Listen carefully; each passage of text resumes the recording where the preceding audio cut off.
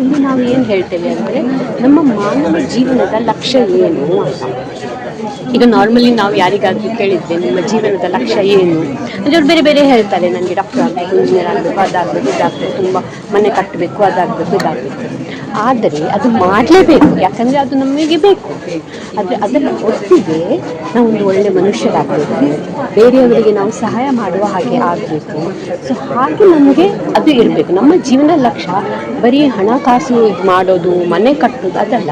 ನಾವು ಒಂದು ಒಳ್ಳೆಯ ಮನುಷ್ಯರಾಗಬೇಕು, ಒಂದು ಒಳ್ಳೆ ಜೀವನ ನಡೆಸಬೇಕು. ನಮ್ಮಿಂದ ಬೇರೆಯವರಿಗೆ ಏನೇನು ಸಹಾಯ ನಾವು ಮಾಡಬಹುದು, ಏನೇನು ಸಹಾಯ ಮಾಡಲಿಕ್ಕೆ ಆಗ್ತದೆ ಅದನ್ನು ನಾವು ನೋಡ್ತೀವಿ. ಸೊ ಇಲ್ಲಿ ನೀವು ನೋಡ್ತಾ ಇದ್ದೀರಾ, ವಿಶ್ವ ಮಹಾರಾಜನ್ ಶ್ರೀ ನಾರಾಯಣ್ ಮತ್ತು ವಿಶ್ವ ಮಹಾರಾಣಿ ಶ್ರೀ ಲಕ್ಷ್ಮಿ ಅಂತ ಹೇಳ್ತಾರೆ. ಇವರಿಗೆ ಅಷ್ಟು ನಾವು ಪದವಿ ಕೊಡ್ತೇವೆ. ಅಂದರೆ ವಿಶ್ವ ಮಹಾರಾಜರು ಫುಲ್ ವಿಶ್ವದ ಅವರು ರಾಜ ರಾಣಿ ಅಂತ. ಹಾಗಾದರೆ ಅವರು ಅಷ್ಟು ಅವ್ರ ಕರ್ಮ ಏನು ಮಾಡಿದ್ದಾರೆ, ಅಷ್ಟು ಗುಣಗಳು ಅವ್ರ ಹತ್ರ ಏನಿದೆ, ಅಷ್ಟು ಕರ್ಮ ಏನಿದೆ ಅವ್ರ ಹತ್ರ ಅಂತ ನಾವು ಅವರಿಗೆ ಅಷ್ಟು ಪೂಜೆ ಮಾಡ್ತೇವೆ, ಅಷ್ಟು ಅರ್ಚನೆ ಮಾಡ್ತೇವೆ. ಅವ್ರ ಹತ್ರ ಅಷ್ಟು ಗುಣಗಳಿವೆ, ಅಷ್ಟು ಶಕ್ತಿಗಳಿವೆ. ಸೊ ನಾವು ಯಾಕೆ ಅವರ ಹಾಗೆ ಗುಣಗಳು ಧಾರಣೆ ಮಾಡಬಾರ್ದು? ನಾವು ಯಾಕೆ ಅವರ ಹಾಗೆ ಶಕ್ತಿ ನಮಗೂ ಬರಬಹುದಲ್ಲ?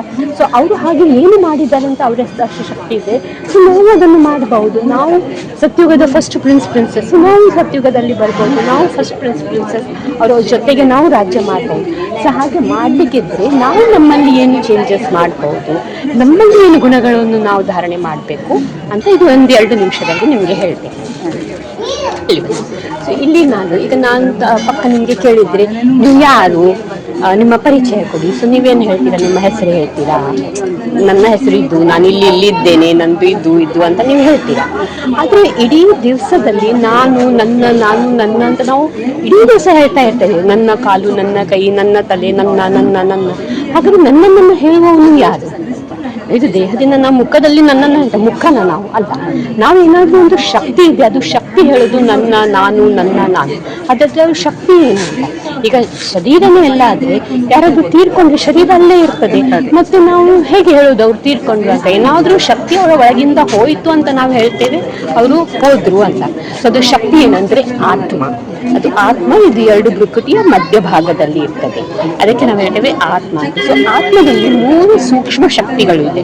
ಅದಂದ್ರೆ ಮನಸ್ಸು, ಬುದ್ಧಿ ಮತ್ತೆ ಸಂಸ್ಕಾರ. ಇದು 3 ಆತ್ಮದ ಮುಖ್ಯ ಶಕ್ತಿಗಳು. ಸೊ ಈಗ ನೋಡಿ, ಒಂದು ಕಾರದ ಎಕ್ಸಾಂಪಲ್ ನಾವು ಕೊಡ್ತೇವೆ. ಈಗ ಕಾರ್ ಎಷ್ಟೇ ಎಕ್ಸ್ಪೆನ್ಸಿವ್ ಕಾರ್ ಇರಲಿ, ಹೇಗೇನೆ ಇರಲಿ, ಅದು ಡ್ರೈವರ್ ಒಳ್ಳೇದಿದ್ರೆ ಅವನ ಕಾರನ್ನು ಒಳ್ಳೆ ಮೇಂಟೈನ್ ಮಾಡ್ತಾನೆ. ಹಾಗೆ ನಮ್ಮ ಆತ್ಮದಲ್ಲಿ ಒಳ್ಳೆ ಗುಣಗಳಿದ್ರೆ ನಾವು ಶರೀರವನ್ನು ಒಳ್ಳೆ ಅಲ್ಲಿ ಮೇಂಟೈನ್ ನಮಗೆ ಮಾಡಲಿಕ್ಕೆ ಆಗ್ತದೆ. ಈಗ ನೋಡಿ, ಡ್ರೈವರ್ ಏನು ಮಾಡ್ತಾನೆ, ಕಾರನ್ನು ಪ್ರಾಪರ್ ಮೇಂಟೈನ್ ಇಟ್ಟು, ಹಾಗೇನೆ ನಾವು ನಮ್ಮ ಶರೀರವನ್ನು ಒಳ್ಳೆ ಮೇಂಟೈನ್ ಮಾಡಬೇಕು. ಯಾಕಂದರೆ ನಮ್ಮ ಆತ್ಮ ಶರೀರದ್ವಾರನೇ ಎಲ್ಲ ಕೆಲಸ ಮಾಡೋದು. ಆದರೆ ನಮ್ಮ ಶರೀರನೂ ಒಳ್ಳೆದಿದ್ರೆ, ನಮ್ಮ ಆತ್ಮದಲ್ಲಿ ಒಳ್ಳೆ ಗುಣಗಳಿದ್ರೆ ನಾವು ಒಳ್ಳೆ ಕೆಲಸ ಮಾಡ್ತೇವೆ. ಶರೀರದಲ್ಲಿ